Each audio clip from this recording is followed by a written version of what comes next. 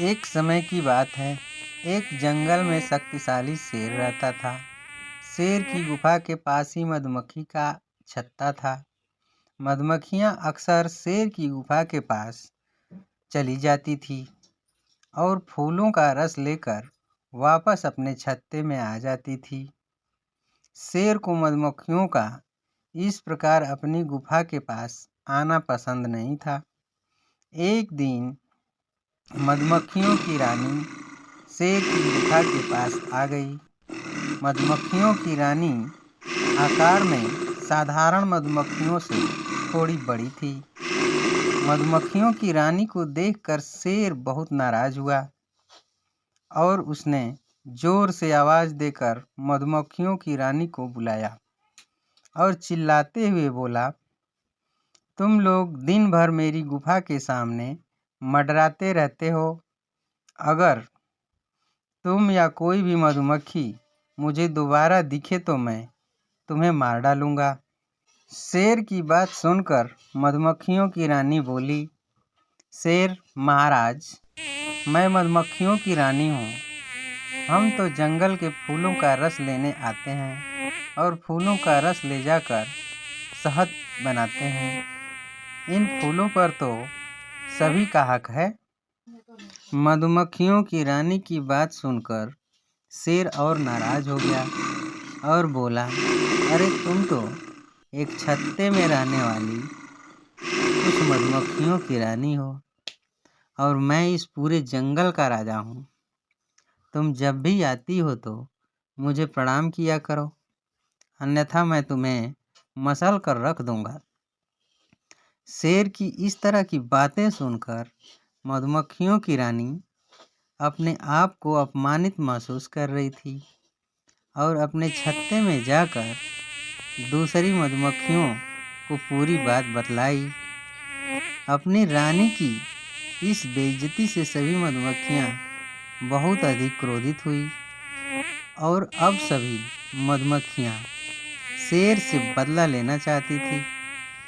एक दिन जब शेर घूमते हुए मधुमक्खियों के छत्ते के पास से गुजर रहा था, तभी सभी मधुमक्खियां शेर को काटने लगी। मधुमक्खियों के इस हमले से शेर दर्द से चिल्लाने लगा, पर मधुमक्खियों ने उसे नहीं छोड़ा। शेर समझ गया था कि मधुमक्खियां अपना बदला ले रही हैं। अब वह किसी तरह अपनी जान बचाना चाहता था। शेर वहां से भागता, परंतु मधुमक्खियों ने उसका पीछा नहीं छोड़ा। शेर भागता भागता एक नदी में कूद जाता है। शेर के नदी में कूदने के बाद ही मधुमक्खियों ने उसका पीछा छोड़ा। इस तरह शेर ने पानी में कूदकर अपनी जान बचाई और मधुमक्खियों की डर से दोबारा अपनी गुफा में नहीं आया। शेर और मधुमक्खियों की इस कहानी से हमें यह शिक्षा मिलती है कि संगठन में बहुत शक्ति होती है। संगठन की शक्ति से छोटे से छोटा जीव भी बड़े से बड़े जीव को हरा सकता है। एक जंगल में एक बरगद का बहुत पुराना और बड़ा पेड़ था। उस पेड़ पर बहुत से पक्षी मिलजुल कर रहते थे। बरसात का मौसम जल्दी ही आने वाला था। सभी पक्षी अपने अपने घोंसलों की मरम्मत करके उसमें दाने और अपनी ज़रूरत की चीज़ें भर लिया था।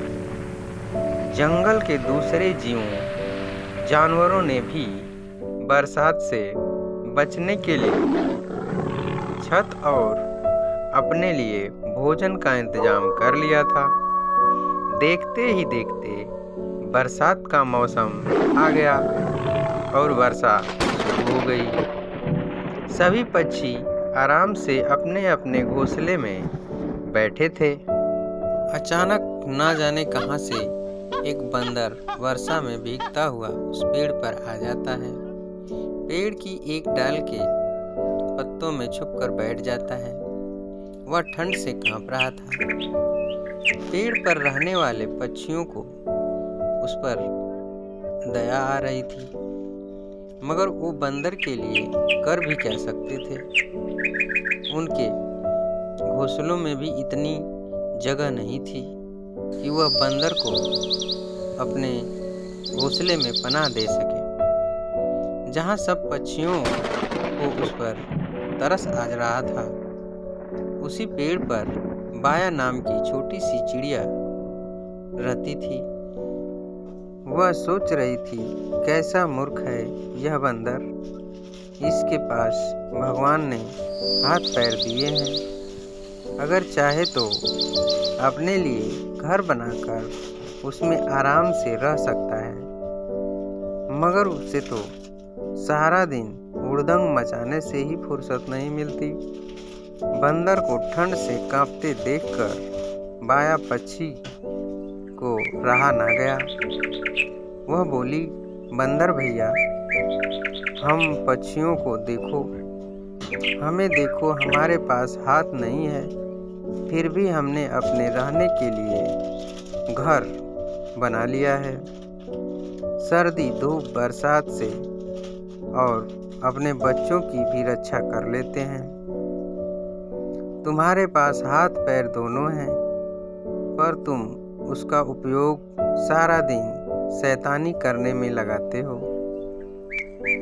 आप ना तो अपना और ना ही अपने बच्चों के लिए बरसात हो या ठंड हो, इससे बचने के लिए जरा भी नहीं सोचते।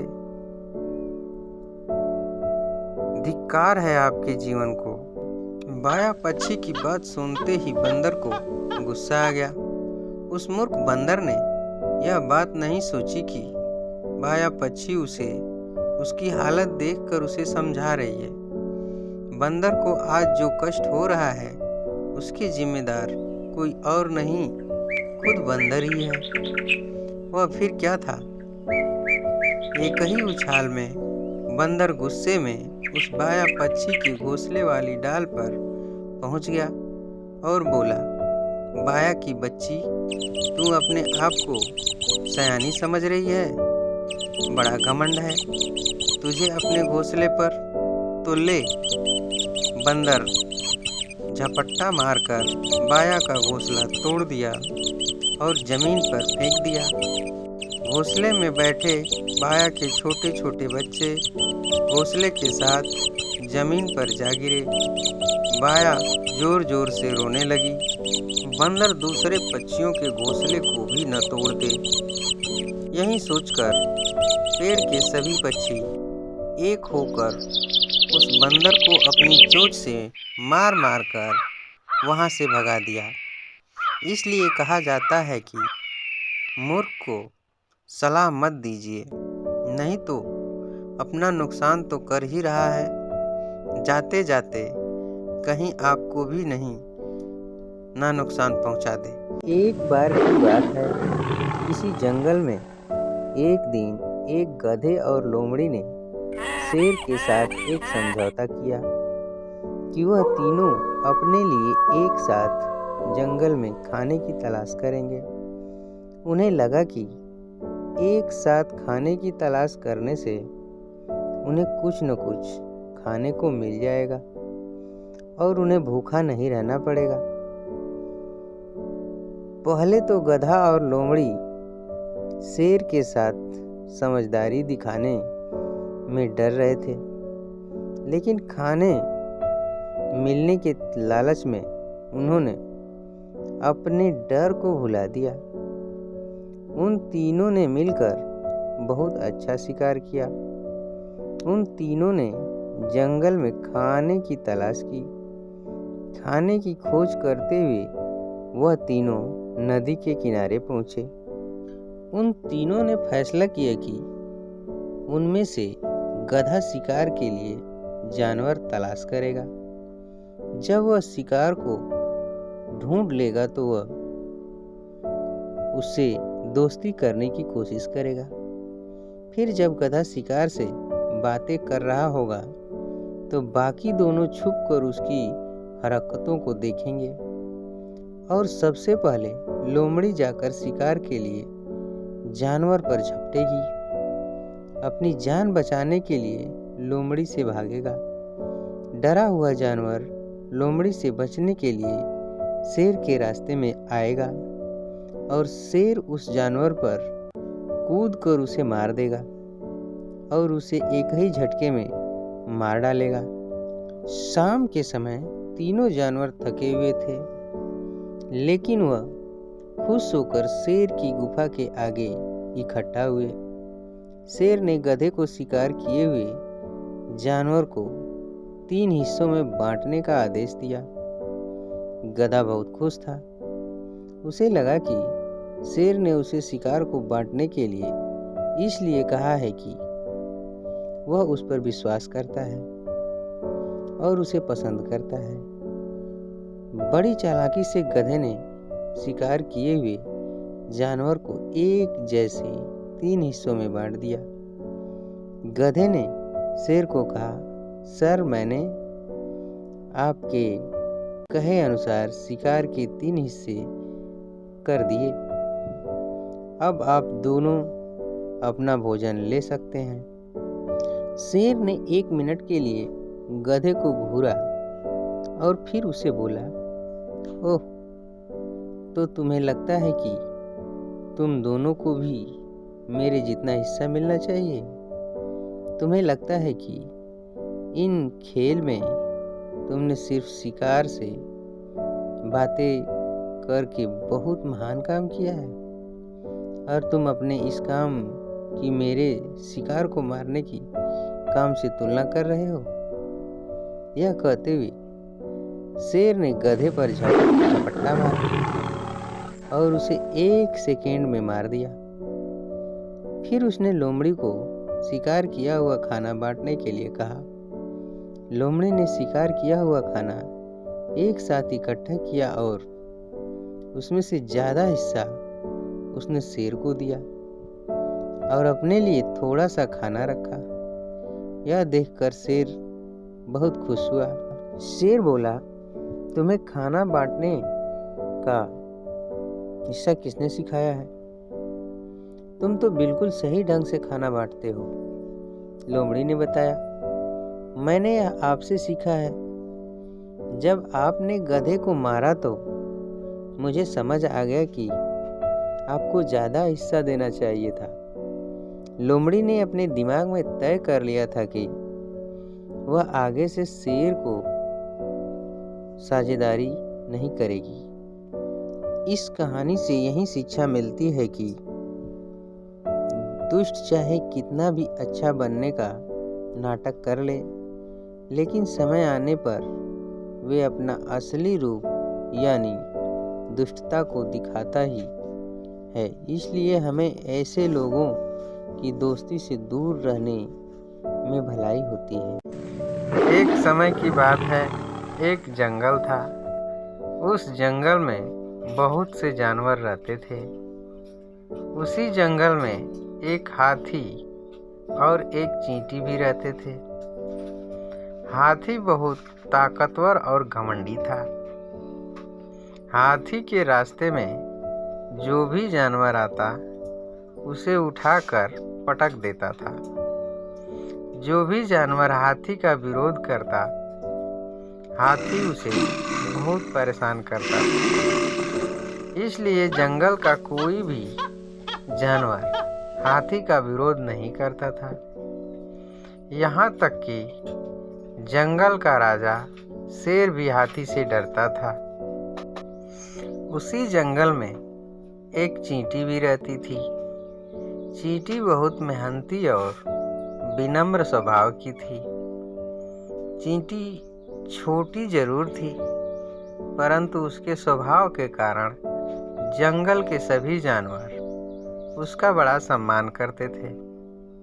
चींटी दिन भर मेहनत करके जंगल से खाना लाती और अपने घर में जोड़ कर रखती थी, ताकि गर्मी और बरसात के दिनों में जब भोजन की कमी हो जाए तब उसके पास पर्याप्त खाना हो। चींटी के घर से कुछ दूरी पर एक तालाब था। एक दिन हाथी उसी तालाब के पास नहाने आया। जब वह नहाकर जा रहा था तब उसे रास्ते में चींटी का घर दिखाई दिया। हाथी को शरारत सूझी। वह अपनी सूंड में तालाब से पानी भरकर लाया और चींटी के घर के ऊपर डाल दिया। पानी में चींटी का घर बह गया और उसके द्वारा जमा किया गया सारा खाना भी खराब हो गया। यह देखकर चींटी को बहुत गुस्सा आया। चींटी नाराज होकर हाथी से बोली, क्या तुम्हें दिखता नहीं? यहाँ मेरा घर था और तुमने जानबूझकर मेरे घर के ऊपर पानी डालकर उसे तोड़ दिया। चींटी की बात सुनकर हाथी हंसते हुए बोला, तो तुम जाकर मेरा घर तोड़ दो या जाकर जंगल के जानवरों से मेरी शिकायत कर दो। इतना कहकर हाथी हंसते हुए चला गया। हाथी की इस हरकत से चींटी बहुत दुखी हुई और उसे बहुत गुस्सा आ रहा था। चींटी किसी भी तरह से हाथी से बदला लेना चाहती थी, परंतु उसे समझ नहीं आ रहा था कि हाथी से बदला कैसे लिया जाए। चींटी ने फिर से बड़ी मेहनत करके अपना घर बना लिया।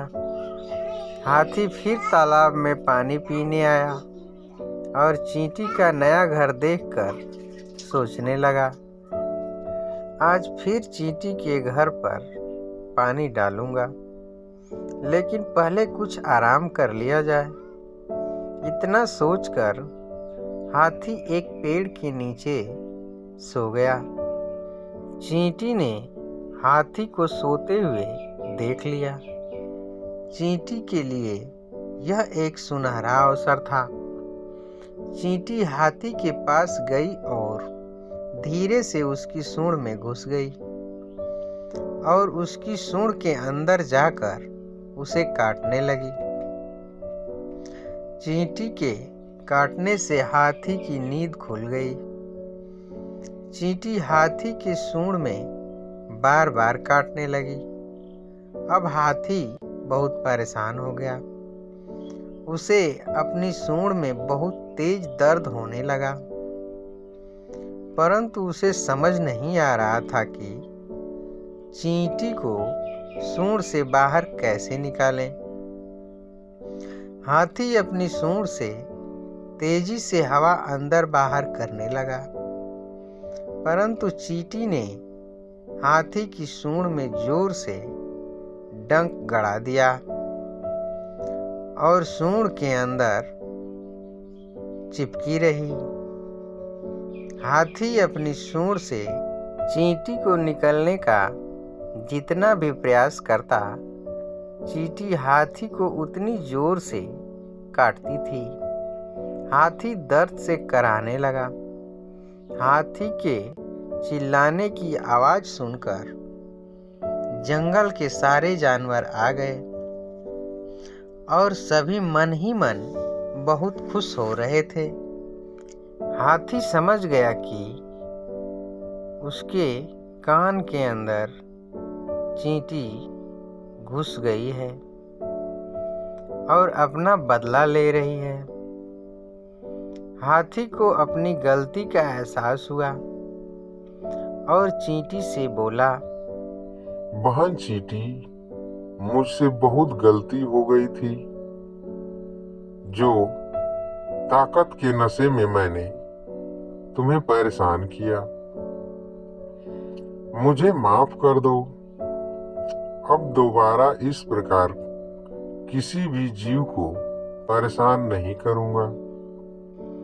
हाथी के इस प्रकार बार बार माफी मांगने पर चींटी ने उसे माफ कर दिया। और उसके कान से बाहर निकलकर बोली, हाथी भाई, कभी किसी को छोटा समझकर उसका अपमान नहीं करना चाहिए। सभी में कुछ ना कुछ खूबियां होती हैं। हाथी को अपनी गलती का एहसास हो गया था। उसने चींटी से माफ़ी तो मांगी थी, साथ ही जंगल के सारे जानवरों से भी माफ़ी मांगी। सभी ने हाथी को माफ़ कर दिया। फिर जंगल के सारे जानवर हंसी खुशी रहने लगे। हाथी और चींटी की कहानी से हमें यह शिक्षा मिलती है कि किसी को भी कमज़ोर या छोटा नहीं समझना चाहिए। एक बार की बात है, किसी जंगल में एक दिन एक गधे और लोमड़ी ने शेर के साथ एक समझौता किया कि वह तीनों अपने लिए एक साथ जंगल में खाने की तलाश करेंगे। उन्हें लगा कि एक साथ खाने की तलाश करने से उन्हें कुछ न कुछ खाने को मिल जाएगा और उन्हें भूखा नहीं रहना पड़ेगा।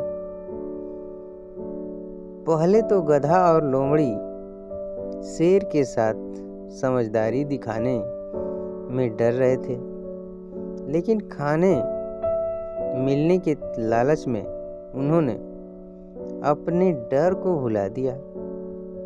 उन तीनों ने मिलकर बहुत अच्छा शिकार किया। उन तीनों ने जंगल में खाने की तलाश की। खाने की खोज करते हुए वह तीनों नदी के किनारे पहुंचे। उन तीनों ने फैसला किया कि उनमें से गधा शिकार के लिए जानवर तलाश करेगा। जब वह शिकार को ढूंढ लेगा तो वह उससे दोस्ती करने की कोशिश करेगा। फिर जब गधा शिकार से बातें कर रहा होगा तो बाकी दोनों छुप कर उसकी हरकतों को देखेंगे और सबसे पहले लोमड़ी जाकर शिकार के लिए जानवर पर झपटेगी। अपनी जान बचाने के लिए लोमड़ी से भागेगा।